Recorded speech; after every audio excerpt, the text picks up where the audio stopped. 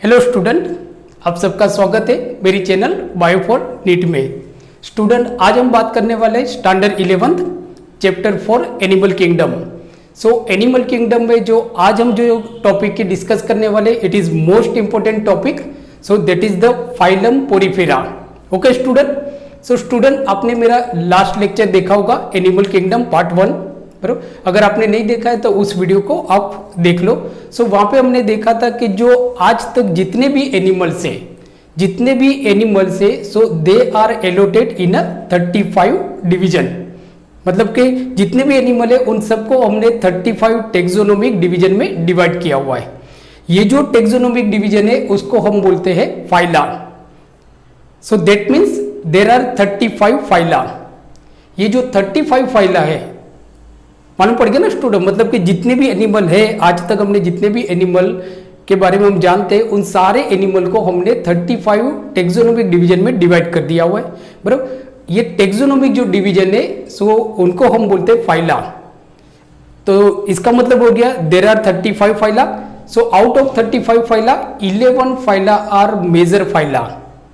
जो 35 फाइला है उसमें से 11 फाइला जो है they are major phyla.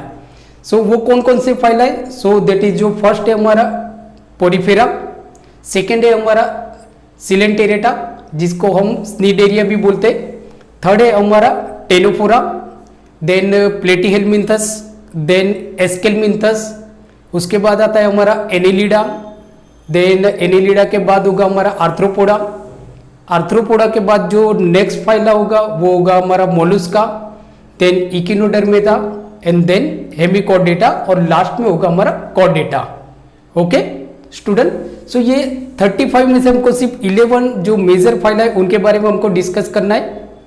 Okay, ये जो हमने 11 फाइल बनाए इनको हमने कुछ कैरेक्टर के अकॉर्डिंग ऑर्गेनिज्म के जो कैरेक्टर है, मतलब एनिमल के जो कैरेक्टर है उनके अकॉर्डिंग हमने सारे एनिमल को अलग अलग फाइला में अरेंज किया हुआ है। ओके, अगर देखा जाए तो जो किंगडम एनिमेलिया है, सो kingdom animalia is further divided into 3 सब किंगडम। 3 सब किंगडम में हमने उनको वापस डिवाइड किया हुआ है। वो 3 सब किंगडम में हमारा मेसोजोआ, पेराजोआ एंड यूमेटाजोआ। ओके स्टूडेंट, सो आज जो हम बात करने वाले हैं वो है हमारा major phyla, that is the porifera, जिसको जनरली हम स्पॉन्जिस भी बोलते हैं। बराबर, जनरली जो पोरीफेरा है it is known as a sponges. Okay student, now जैसे हम जानते हैं कि who is the father of biology, so Aristotle is known as the father of biology. So student याद रखना है कि Aristotle was the Aristotle first थे जिन्होंने पोरीफेरा को, मतलब के स्पॉन्जिस को एनिमल कंसिडर किया था। मतलब हम ऐसा बोल सकते हैं कि Aristotle was the first who consider the sponges as an animals. Okay, Aristotle को हम फादर ऑफ बायोलॉजी भी बोलते हैं, ये भी हमारे लिए बहुत इंपॉर्टेंट है। नाउ पोरीफेरा की अगर हम बात करें तो कुछ अगर हम ये कैरेक्टर देखने से पहले अगर कुछ आइडिया देखते हैं तो पोरीफेरा जो एनिमल्स होते हैं, मतलब कि जिनको जनरली हम स्पॉन्जिस बोलते हैं, ज़्यादातर स्पॉन्जिस के नाम से जाना जाता है, जैसे कि साइकोन है, बाथ स्पॉन्जिस है, बराबर एक्सेट्रा। तो ये जो स्पॉन्जिस होते हैं so they are lifeless animals. Yes students, so they are lifeless animal and they are plant like creatures. अगर हम स्पॉन्जिस को देखते हैं ना तो देखने से हमको ऐसा लगता है कि ये कोई प्लांट है। So they are plant like creatures. Understood student? Now अब हम पोरीफेरा के कुछ जनरल कैरेक्टर्स के बारे में हम बात करते हैं। तो उससे पहले मैंने आपको बताया था कि जो किंगडम एनिमेलिया है वो 3 सब किंगडम में डिवाइड हुआ है। जो हमारा फर्स्ट सब किंगडम है वो है मेसोजोआ, सेकेंड है हमारा पेराजोआ एंड थर्ड है हमारा यूमेटाजोआ। तो जो आपका फाइलम पोरीफेरा है जिसको हम जनरली स्पॉन्जिस बोलते हैं, so it is included in a sub kingdom पेराजोआ। मतलब हम ऐसा बोल सकते हैं कि स्पॉन्जिस या तो Porifera is the only phylum which is included in sub kingdom पेराजोआ। Okay, बाकी के जो दूसरे जो 10 फाइलम है जैसे कि पोरिफेरा आपका किस में आ गया, पेराजोआ में आ गया, सब किंगडम पेराजोआ। अब बाकी के जो 10 फाइलम है, मतलब कि बाकी के जो 10 फाइलम है, जो है हमारा Coelenterata, Ctenophora, Platyhelminthes, Aschelminthes, Annelida, Arthropoda, Echinodermata, Mollusca, Hemichordata, Chordata, they all are included in sub kingdom eumetazoa. ये भी बहुत इंपॉर्टेंट मतलब के पॉइंट्स है। अंडरस्टूड? नाउ अब आज जो हम टॉपिक की डिस्कस करने वाले हैं वो है फाइलम पोरिफेरा। टॉपिक स्टार्ट करने से पहले जैसे मैं आपको बता दूं कि फाइलम पोरिफेरा बहुत इंपॉर्टेंट है हमारे लिए, क्योंकि पोरिफेरा के पास कुछ ऐसे यूनिक कैरेक्टर है जो पोरिफेरा जो फाइलम है उसको बाकी के जो 10 फाइलम है उससे अलग करता है, कुछ इंपॉर्टेंट कैरेक्टर से। पर सबसे पहले कैरेक्टर की बात का अगर हम करते हैं तो वो है हमारा बॉडी फॉर्म। फर्स्ट कैरेक्टर है बॉडी फॉर्म। ज्यादातर जो पोरिफेरा होते हैं, जो पोरिफेरा होते हैं तो ज्यादातर जो पोरिफेरा होते हैं दे आर इरेगुलर शेप, उनका कोई पर्टिकुलर शेप नहीं होता है, और दे आर ब्रांच मासिस, मतलब बहुत सारे सेल होते हैं जो ब्रांच सेल जैसे होते हैं, मतलब कि ब्रांच मासिस। आपको याद रखना स्टूडेंट कि जो मोस्ट ऑफ जो स्पॉन्जिस होते हैं दे आर इरेगुलर शेप और ज्यादातर they are flat and branch masses. कुछ ऐसे भी स्पॉन्जिस होते हैं कि जिनका shape like vase like shape होता है। वेज मतलब जो हमारा प्लांट जिसमें हम उगाते हैं ना वो गमले जैसा शेप होता है, तो वेज लाइक शेप होता है या तो सिलिंड्रिकल शेप होता है। बट याद रखना कि ज्यादातर जो स्पॉन्जिस होते हैं, जैसे कि अगर वेज लाइक की बात करें तो कुछ ऐसे स्पॉन्जिस होते हैं लाइक जैसे कि ये अगर हम देखते हैं ना तो ये हमारा स्पॉन्जिस हो गया एक तरह का, तो ये वेज लाइक है। कुछ ऐसे स्पॉन्जिस होते हैं जिनका शेप इरेगुलर होता है, जैसे हम ये देखते हैं तो ये हमारा स्पॉन्जिस हो गया जो इरेगुलर शेप है। अंडरस्टूड? बॉडी फॉर्म के अकॉर्डिंग आपको याद रखना है कि वेज लाइक होगा या तो सिलिंड्रिकल होगा, बट मोस्ट ऑफ जो स्पॉन्जिस होते हैं they are irregular shape, branch होते हैं। सेकेंड जो हमारा इंपॉर्टेंट कैरेक्टर है वो है हमारा सिमेट्री। जैसे स्टूडेंट हम जानते हैं ना कि जो एनिमल्स है उनको हमने सिमेट्री के अकॉर्डिंग 2 पार्ट में डिवाइड किया हुआ है। कुछ ऐसे ऑर्गेनिज्म होते हैं जिनको अगर हम एक से ज्यादा प्लेन से अगर हम कट करते हैं तो 2 इक्वल हाल्फ में डिवाइड हो जाते हैं। इस तरह की जो सिमेट्री होती है उनको हम बोलते हैं रेडियल सिमेट्री। और कुछ ऐसे एनिमल होते हैं कि जिनको हम एक सिंगल प्लेन से ही कट कर सकते हैं। उस सिंगल प्लेन से अगर हम कट करते हैं तो वो लोग 2 इक्वल हाल्फ्स में डिवाइड हो जाते हैं। तो इस तरह की जो सिमेट्री होती है, इस तरह की सिमेट्री जिस ऑर्गेनिज्म पे पाए जाते हैं, तो इस तरह की सिमेट्री को हम बोलते हैं बाइलेटरल सिमेट्री। अंडरस्टूड? नाउ अगर हम सिमेट्री की बात करें तो पोरिफेरा की जो सिमेट्री होती है, तो जो वेज लाइक शेप वाले जो पोरिफेरा होते हैं या तो जिनका शेप सिलिंड्रिकल शेप होता है, तो उनमें जो सिमेट्री पाई जाती है वो रेडियल सिमेट्री होती है। Okay student? किसमें रेडियल सिमेट्री होगी कि जिस पोरिफेरा का शेप सिलिंड्रिकल शेप होगा या तो वेज लाइक जो स्पॉन्जिस होंगे, दे शो रेडियल सिमेट्री।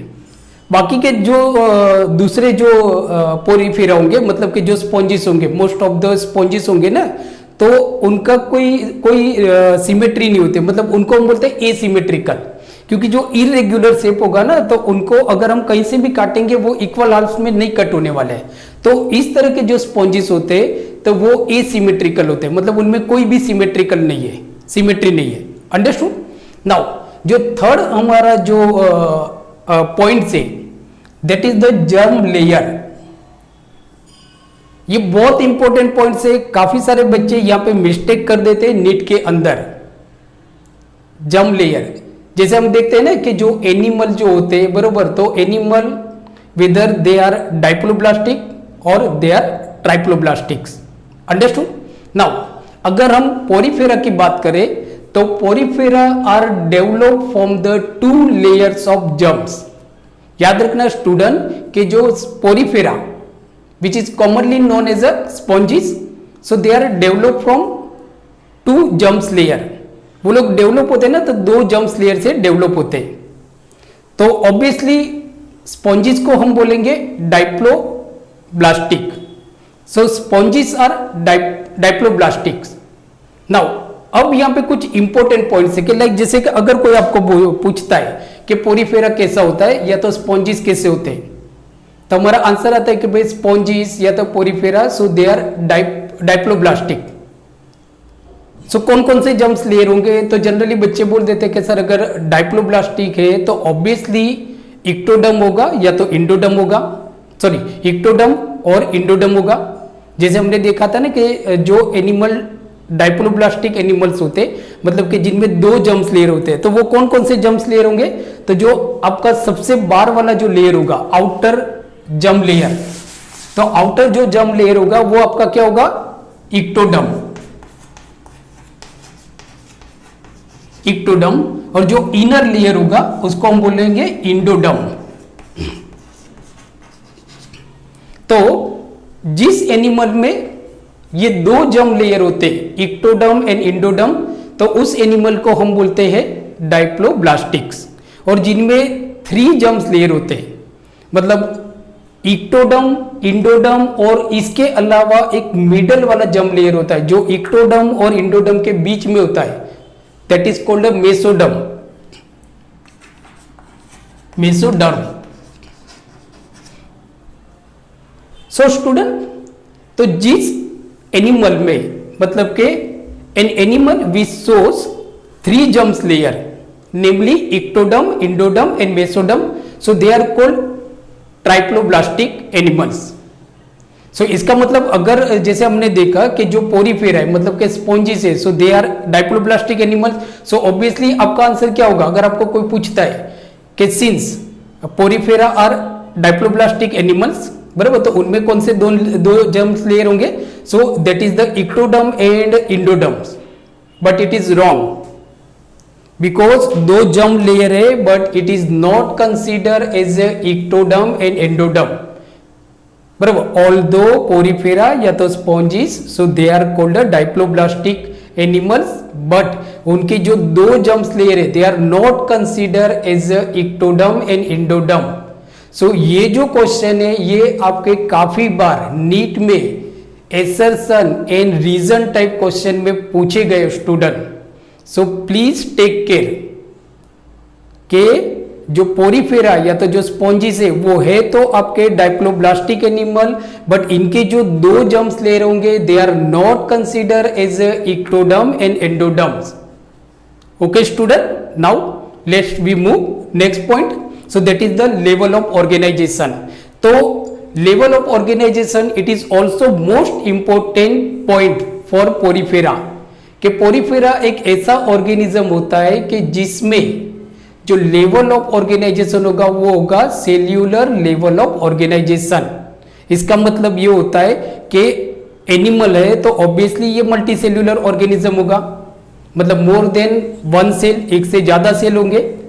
बट याद रखना स्टूडेंट कि जो पोरीफेरा या तो जो स्पॉन्जिस होते हैं तो इनमें जो लेवल ऑफ ऑर्गेनाइजेशन होता है वो कैसा होता है, सेल्यूलर लेवल ऑफ ऑर्गेनाइजेशन। मतलब एक से ज्यादा सेल होंगे बट ये सारे सेल एक दूसरे के साथ बहुत कम कोऑर्डिनेट करते हैं, बराबर। मतलब कि ये जो सेल होते they perform their function independently, less और मोर इंडिपेंडेंटली। जरूरी नहीं है कि मतलब कभी कभी वो लोग एक दूसरे के साथ कोऑर्डिनेट करके भी परफॉर्म करते हैं, बट ज्यादातर ये लोग इंडिपेंडेंटली परफॉर्म करते हैं। अंडरस्टूड? इसका मतलब हम ऐसा बोल सकते हैं कि स्पॉन्जिस में there is no tissue, there is no tissue organ and there is no organ system. मतलब कि स्पॉन्जिस में कोई टिश्यू नहीं है, no organ and no organ system. So याद रखना it is most important point. Board में भी ये पॉइंट पूछा जाता है और नीट में भी ये पॉइंट पूछा जाता है, और जो पर्टिकुलर जो सेट की एग्जाम है उसमें भी ये क्वेश्चन काफी बार पूछा गया है कि पोरीफेरा किस तरह का लेवल ऑफ ऑर्गेनाइजेशन शो करता है। तो पोरीफेरा में जो लेवल ऑफ ऑर्गेनाइजेशन होगा हम बोल सकते हैं कि it is a cellular level of organization. Okay student, next character की अगर हम बात करें तो वो है हमारा हेड। अब हेड की बात करें तो मतलब हम ऐसा बोल सकते हैं कि जैसे अभी हमने यहाँ पे एक पिक्चर ड्रॉ किया था पोरीफेरा का, कि like suppose this is porifera, it is cylindrical like body, so this is porifera. So इसका मतलब ये होता है there is no head, porifera में कोई हेड नहीं होता है। Understand student? हेड है ही नहीं, इनका सर ही नहीं है, ये बिना सर वाले एनिमल है। ये बहुत इंपॉर्टेंट पॉइंट्स है। दूसरा एपेंडेजिस। एपेंडेजिस मतलब जैसे हम बात करते हैं सीलिया होगा या फ्लेजिला होगा, बराबर, तो ऐसे एपेंडेजिस। तो एक चीज ये याद रखना है कि जो पोरीफेरा है, जैसे मैंने आपको बताया कि पोरीफेरा या तो स्पॉन्जिस, तो ये कौन से सब किंगडम में आते हैं? So they are included in a sub kingdom पेराजोवा। तो पेराजोवा जो सब किंगडम है, इसकी एक इंपॉर्टेंट कैरेक्टरिस्टिक्स होती है कि ये जो मतलब पेराजोवा जो सब किंगडम है हमारा पेराजोवा, इसमें जो एनिमल होते हैं ज्यादातर they are non motile. Please remember, they are non motile, that means they do not move from here to there, मतलब देर इज कोई लोकोमोशन नहीं होता है इनमें। सो ऑब्वियसली लोकोमोशन क्यों नहीं होगा? Because they do not have any appendages for locomotion. इनके पास लोकोमोशन करने के लिए कोई एपेंडेजेस नहीं होता है। It is also important points from the point of exam point of view, sorry, बराबर। नाउ नेक्स्ट पॉइंट हम जो देखते हैं वो है बॉडी वॉल। ये काफी इंपॉर्टेंट पॉइंट्स है, बॉडी वॉल।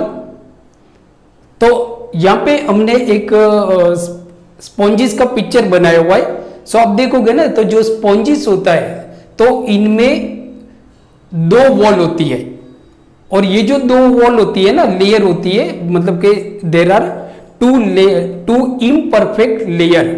दो लेयर होंगे जो इम्परफेक्ट होंगे। मैं समझाता हूं इम्परफेक्ट कैसे। तो इनमें जो बॉडी वॉल होती है ना, तो दो लेयर होती है, बॉडी वॉल में दो लेयर होती है। तो आप देखोगे स्टूडेंट यहाँ पे, तो ये आउटर लेयर है, ये जो है ना, सो दिस इज आउटर लेयर। ये पूरा जो है ना, तो आउटर लेयर है, बराबर। That layer is called a dermal layer, dermal layer. तो ये जो हम देखते हैं ना, तो ये आपका आउटर लेयर है, बाहर वाला लेयर है, बराबर, जो इम्परफेक्ट है। और ये अंदर वाला लेयर है, ब्लू कलर का जो है ना, सो that is the inner layer. ये अंदर वाला लेयर है, बराबर, दिस इज इनर लेयर। इस इनर लेयर को हम बोलते हैं कोनोसाइटिक लेयर। स्टूडेंट प्लीज रिमेंबर, ये फिगर भी आपको आप पोज करके ये फिगर को ड्रॉ कर सकते हो, बिकॉज ये फिगर भी काफी बार नीट के एग्जाम में पूछी गई है। मैं फिर से आपको बता दूं कि जो बॉडी वॉल होती है स्पॉन्जिस में, जो बॉडी वॉल होती है वो दो लेयर होता है, एक आउटर लेयर होता है और एक इनर लेयर होता है। और ये दोनों लेयर इम्परफेक्ट लेयर है। इम्परफेक्ट लेयर कैसे होता है मैं अभी आपको समझाता हूं। तो वापस हम देख लेते हैं कि ये जो आउटर लेयर, बाहर वाला जो लेयर है, बरोबर, so this layer is called a dermal layer. This is called a dermal layer. Okay student. और जो अंदर वाला लेयर है, जो मैंने ब्लू से ड्रॉ किया हुआ है, so that inner layer is called a choanocytic layer. Inner layer is called a choanocytic layer. Okay student. Now अब जैसे मैंने आपको बताया कि ये जो दोनों लेयर होते हैं ये इम्परफेक्ट लेयर है। इम्परफेक्ट लेयर का मतलब क्या होता है कि लाइक जैसे अगर मैं पिक्चर बनाता हूं तो ऐसे बनाता हूं ना, ये कंप्लीट लेयर हो गया। बट अगर मैं यहाँ पे छेद कर देता हूं, पोर्स कर देता हूं, तो ये इम्परफेक्ट है। This is imperfect. तो आप देखते हो ना, तो ये लेयर होता है ना, तो ये लेयर के अंदर स्पोर्स है, स्पोर्स। हमने तो यहाँ पे कम बनाए बट ज्यादा स्पोर्स होते हैं। अंडरस्टूड, बराबर। क्योंकि लाइक जैसे कि आपको एक स्कूल के एग्जाम में या तो बोर्ड के एग्जाम में एक क्वेश्चन पूछा जाता है कि why sponges are called porifera. ये क्वेश्चन काफी बार सीबीएसई बोर्ड के एग्जाम में पूछा गया है कि why sponges are called porifera. So simple answer होता है कि sponges show spores all over the body. जो स्पॉन्जिस होते हैं ना, उनकी पूरी बॉडी पे छोटे छोटे छोटे छोटे पोर्स होते हैं। पोर्स का मतलब होता है छेद। तो इनकी पूरी बॉडी पे स्मॉल स्मॉल स्पोर्स होते, therefore sponges are called, sponges को हम बोलते हैं पोरीफेरा। छोटे छोटे स्पोर्स होते, therefore they are called pores. तो हम यहाँ पे देखते हैं ना, तो ये जो लेयर है ना, ये लेयर में छोटे छोटे छेद है स्टूडेंट, मतलब कि छोटे छोटे पोर्स है, तो ये लेयर पूरा नहीं बनता है, इम्परफेक्ट हो जाता है, बीच बीच में टूटा हुआ है ना स्पोर्स की वजह से, ये लेयर पूरा नहीं बनता है। देयरफॉर ये जो दोनों लेयर होते हैं, जो outer layer that is dermal layer, inner layer that is called choanocytic layer, तो ये इम्परफेक्ट लेयर है।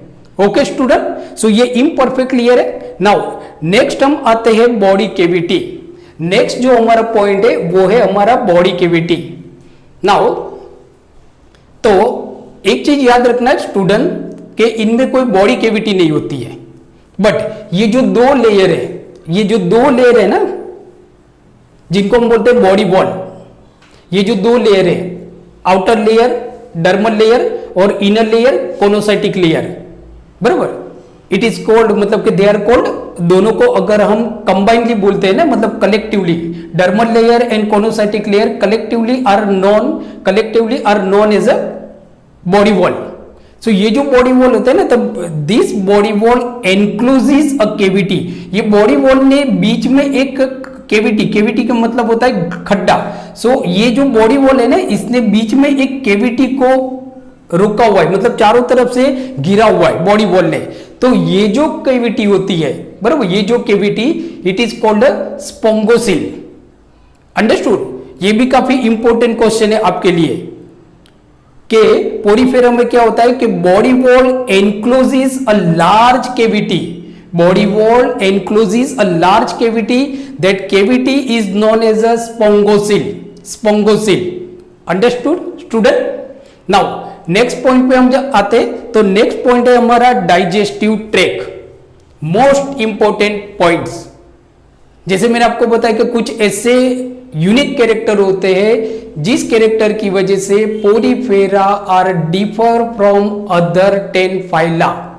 जो पोरीफेरा है वो बाकी के जो 10 फाइला है, platyhelminthes, annelida, hemichordata, chordata, echinodermata, इनसे अलग है। कैसे अलग है? पेराजोवा, जैसे हमने देखा ना कि 3 सब किंगडम होते हैं, तो जो दूसरा हमारा सब किंगडम है वो है पेराजोवा, और तीसरा जो सब किंगडम है वो है हमारा यूमेटाजोवा। पेराजोवा में मैंने आपको बताया सिर्फ एक ही फाइला होता है। Parazoa include single phyla that is called porifera. So porifera, अगर डाइजेस्टिव ट्रैक की बात करें तो पोरीफेरा में कोई डाइजेस्टिव ट्रैक नहीं होता है, मतलब कि porifera encloses a system of canal. एक कैनल है, एक पाइप है, एक तरफ से खाना जाता है, दूसरी तरफ से बाहर निकल जाता है, तो it is like a canal, pipe system होती है। So there is no digestive tract. तो जो पेराजोवा में जो एनिमल आते हैं ना, उनमें कोई डाइजेस्टिव ट्रैक नहीं होता है, there is a canal system, बराबर, there is a canal system. बाकी के जो दूसरे जो यूमेटाजोवा है ना, यूमेटाजोवा में जो बाकी के 10 फाइला है, सिलेंटेरेटा, टेनोफोरा, प्लेटिहेल्मिन्थस, जो भी है, बराबर, वो सारे में डाइजेस्टिव ट्रैक होता है, मतलब कोई कैनल सिस्टम नहीं। हमारी बॉडी में कोई कैनल नहीं है, डाइजेस्टिव ट्रैक है। हमारे बॉडी में डाइजेस्टिव ट्रैक है और उसके आजू बाजू सारी वॉल है, बॉडी वॉल है। अंडरस्टूड? तो ये एक इंपॉर्टेंट पॉइंट है जिसकी वजह से जो पोरीफेरा है ना, वो दूसरे एनिमल से अलग हो जाता है कि Porifera do not have a digestive track. Porifera के पास कोई डाइजेस्टिव ट्रैक नहीं है। Understand student? Now next point पे हम आते हैं, दैट इज द रेस्पिरेशन। बराबर, अब जैसे हमने देखा कि एज वी नो दैट कि पोरीफेरा या तो sponges, so it has a cellular level of organisation. Cellular level of organisation का मतलब क्या होता है? There is no tissue, no organ and no organ system. Tissue ही नहीं है तो फिर ये लोग रेस्पिरेशन कहां से करते हैं? ये क्वेश्चन हमारे दिमाग में आता है ना कि if they don't have a tissue so how they respire. ये लोग कैसे रेस्पायर करते हैं, मतलब कैसे रेस्पिरेशन करते हैं? Because they don't have a tissue ना, they have only cellular level of organisation, मतलब इनके पास सेल तो बहुत सारे हैं बट कोई ऐसा पर्टिकुलर ऑर्गन नहीं है कि जिससे ये लोग रेस्पिरेशन कर सकते हैं। तो कैसे करेंगे? तो लाइक जैसे हमने देखा है ना कि जो पोरीफेरा, तो जनरली जो पोरीफेरा होते हैं दे आर एक्वेटिक एनिमल्स, बराबर। तो ये लोग जो पानी के अंदर जो डिजोल्व गैसेस होते हैं, डिजोल्व जो गैसेस होते हैं, बराबर, उसको लेते। कैसे लेते? Bye diffusion, bye diffusion. Understood? Diffusion का मतलब आपको मालूम है, व्हाट इज डिफ्यूजन? आप सबको मालूम होगा डिफ्यूजन क्या होता है। तो डिफ्यूजन मतलब क्या होता है कि जब कॉन्सेंट्रेशन ग्रेडियंट क्रिएट होता है, जब कॉन्सेंट्रेशन ग्रेडियंट क्रिएट होता है जहां पे हायर कॉन्सेंट्रेशन होता है एंड लोअर कॉन्सेंट्रेशन। जैसे दो टंकी है हमारे पास, एक टंकी में पानी ज्यादा है, जैसे सपोज कि ये हमारी 2 टैंक है, दिस इज 2 टैंक, और ये दोनों टैंक के बीच में एक टैप है। बराबर, हमने केमिस्ट्री में देखा हुआ है कि बीच में जो हमारा परमिएबल मेम्ब्रेन होना चाहिए। परमिएबल मेम्ब्रेन मतलब एक जगह से दूसरी जगह इजीली सॉल्वेंट या तो जो आपका सॉल्यूट होता है वो इजीली ट्रैवल कर सके। तो सपोज ये हमारा टैप है और यहाँ पे वाटर का कॉन्सेंट्रेशन ज्यादा है, यहाँ पे वाटर का कॉन्सेंट्रेशन कम है, तो क्या हो गया, higher and lower, higher lower, higher lower, बराबर। तो कॉन्सेंट्रेशन ग्रेडियंट हो गया ना, ग्रेडियंट का मतलब होता है डिफरेंस। तो एज कॉन्सेंट्रेशन ग्रेडियंट क्रिएट ना, तो वैसे ही क्या हो जाता है कि from higher concentration to lower concentration. तो बस इसी तरह का रेस्पिरेशन पोरीफेरा मतलब के स्पॉन्जिस में पाया जाता है कि स्पॉन्जिस में जो रेस्पिरेशन होता है वो सिंपल डिफ्यूजन सिस्टम से होता है। मतलब कि इसका मतलब ये होता है कि पोरीफेरा के बॉडी के अंदर अगर ऑक्सीजन का कॉन्सेंट्रेशन कम हो जाता है, उसके आजू बाजू जो पानी है उसमें ऑक्सीजन का कॉन्सेंट्रेशन बढ़ जाता है, बराबर। नाउ पोरीफेरा मतलब स्पॉन्जिस के बॉडी के अंदर कार्बन डाइऑक्साइड का कॉन्सेंट्रेशन ज्यादा है, जबकि पानी में उसके आजू बाजू जो वाटर है उसके सराउंडिंग में जो मीडियम है उसके अंदर कार्बन डाइऑक्साइड का कॉन्सेंट्रेशन लो हो गया। सो यहाँ पे कॉन्सेंट्रेशन ग्रेडियंट क्रिएट हो गया, तो क्या हो जाता है कि जो सराउंडिंग मीडियम है वहां से ऑक्सीजन उसके बॉडी में जाएगा एंड कार्बन डाइऑक्साइड उसके बॉडी में से सराउंडिंग मीडियम में चला जाएगा। ओके, सो इस तरह का जो रेस्पिरेशन होता है ये कैसे होगा? अब डिफ्यूजन किससे करता है? ये क्वेश्चन भी तो हमारे दिमाग में आता है ना कि भाई चलो मान लिया कि जो पोरीफेरा है उनके अंदर डिफ्यूजन होता है, सिंपल जो गैसेस होता है वो डिफ्यूजन से हो जाता है, बट कौन से ऑर्गन से करता है? ऑर्गन तो है नहीं इनके पास, तो किससे करता है?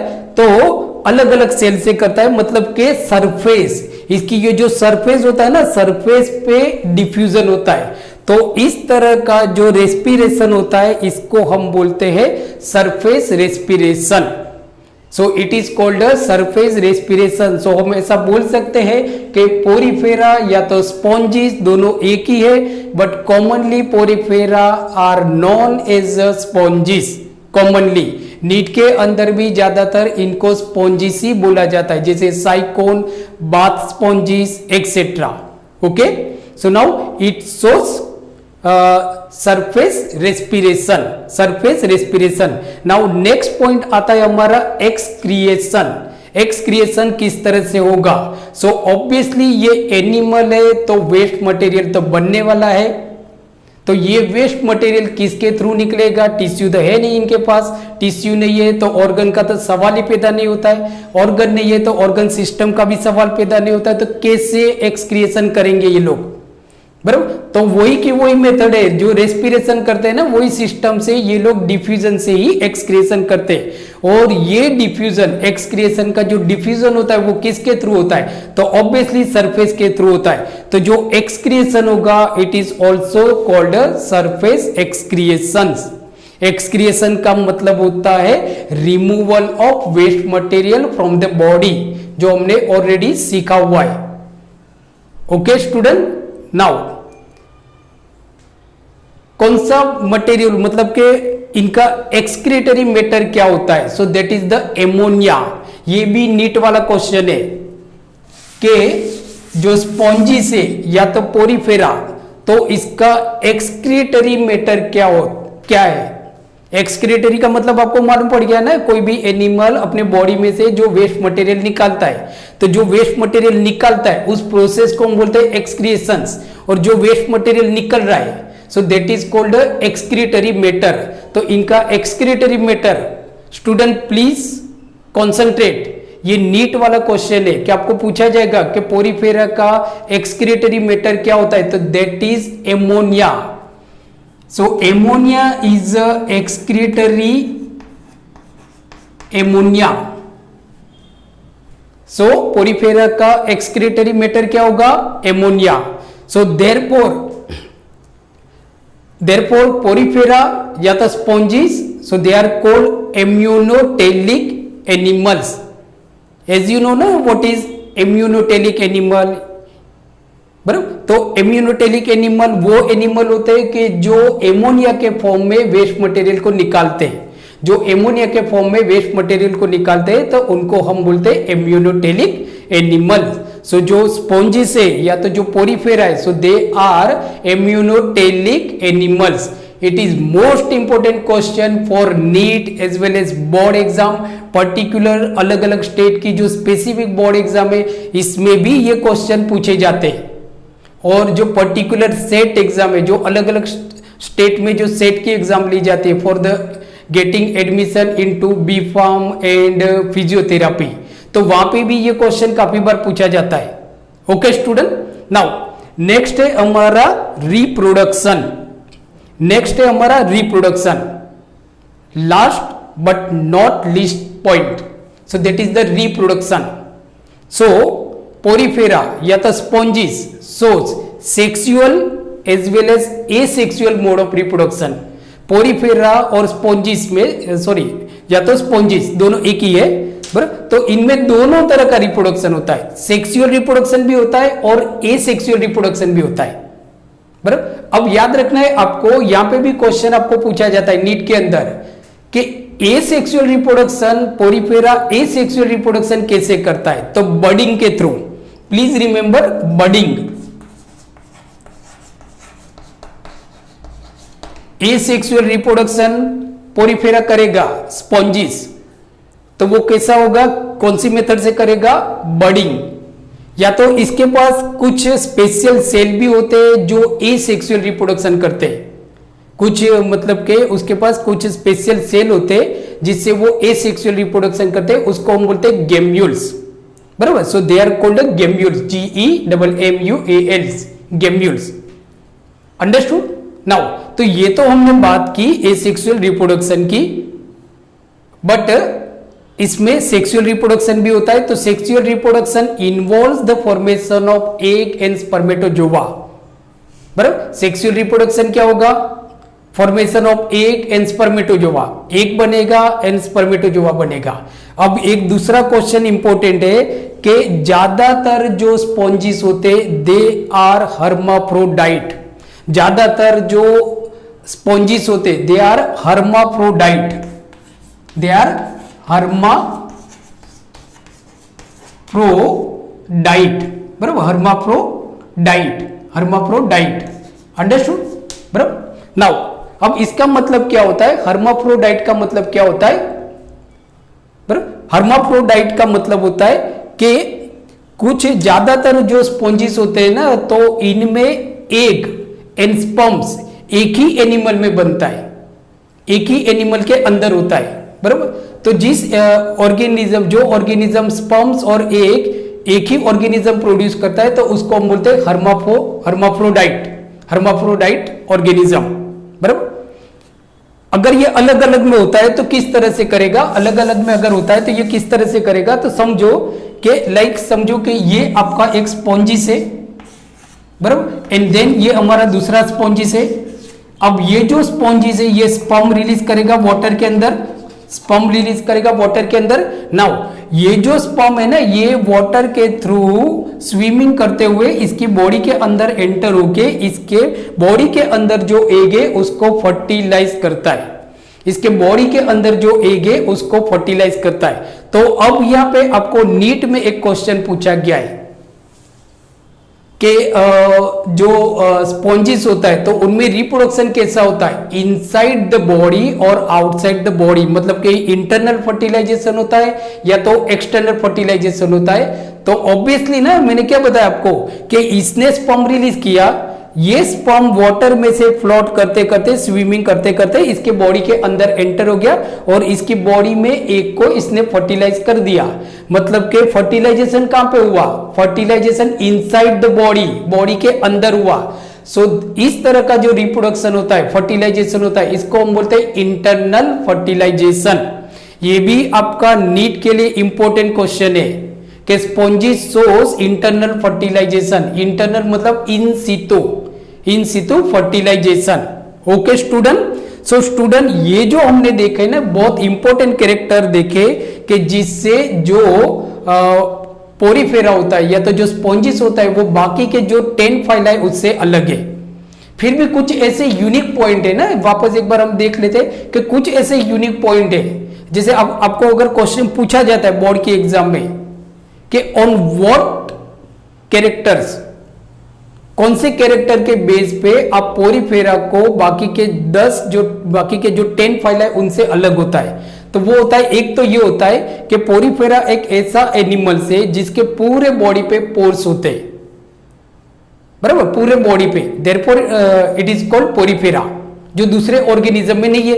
तो ये भी एक जो कैरेक्टर है ना, जो पोरीफेरा या तो स्पॉन्जिस को बाकी के सारे जो 10 फाइला है ना उससे अलग करता है।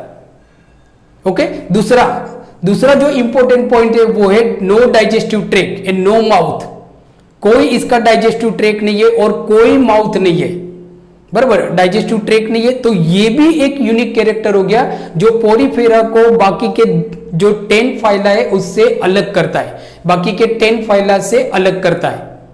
ओके स्टूडेंट, और दूसरा जो हमने देखा जर्म लेयर, ये डाइप्लोब्लास्टिक तो है, फिर भी इसके जो 2 जर्म्स लेयर है they are not consider as ectoderm as well as endoderm, sorry ectoderm and endoderm, उसको वो दोनों जर्म लेयर को हम इक्टोडर्म और एंडोडर्म नहीं बोलेंगे। ये भी एक यूनिक कैरेक्टर है, अंडरस्टूड। नाउ अब जैसे हम देखते हैं ना कि वाटर कैसे जाता है, मतलब इसका न्यूट्रिशन कैसे होता है, बराबर, तो न्यूट्रिशन जो होता है वो होलोट्रॉफिक न्यूट्रिशन होता है। डाइजेस्टिव ट्रैक्ट तो हमने देख लिया कि मतलब के जो spongin doesn't have any digestive tract, इसके पास कोई डाइजेस्टिव ट्रैक्ट नहीं है, बट मोड ऑफ न्यूट्रिशन होगा इसका holotrophic, it shows holotrophic mode of nutrition. ज्यादातर ये जो स्पॉन्जिस होते दे आर सरफेस फीडर, ज्यादातर ये जो होते हैं ना तो दे आर सरफेस फीडर।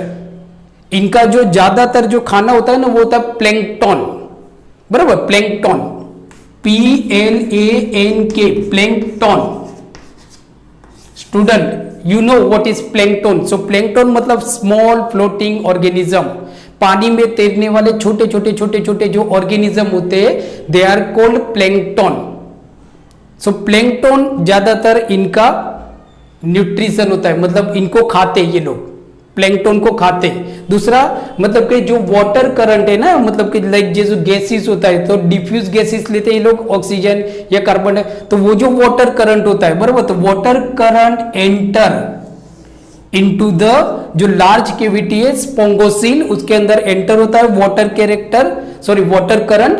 तो ये जो छोटी छोटी जो गैप है ना, पोर्स है, उसको हम बोलते हैं कैनल, बराबर, that is called Osian canals. So water current enter into the spongosil through ossia canal, ossia canal के थ्रू पानी यहाँ से एंटर होता है। जैसे ये पानी अंदर गया,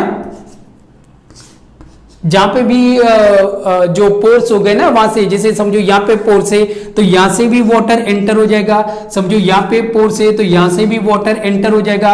अब ये पानी के अंदर जो भी न्यूट्रिशन होगा या पानी के अंदर जो भी डिसोल्व गैसेस होगा वो पोरीफेरा ले लेगा, बराबर। नाउ अब ये जो वाटर है ना, ये वाटर यहां से तो एंटर हो जाता है, फिर ये वाटर एक लार्ज, ऊपर आप देखोगे ना तो एक लार्ज अपर्चर है, ये भी क्वेश्चन आपको पूछा जाता है, बराबर। तो वाटर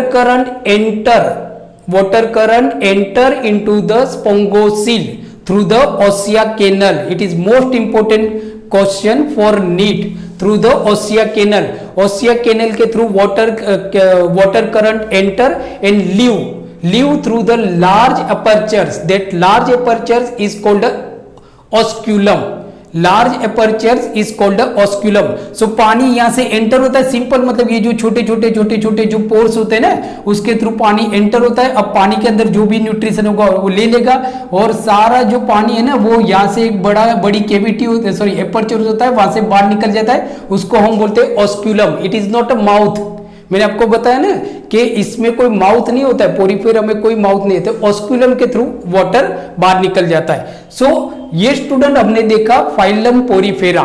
ओके, सो अच्छी तरह से आप लोग इसको रिवाइज कर लो, बराबर, एंड टेक अ स्क्रीनशॉट।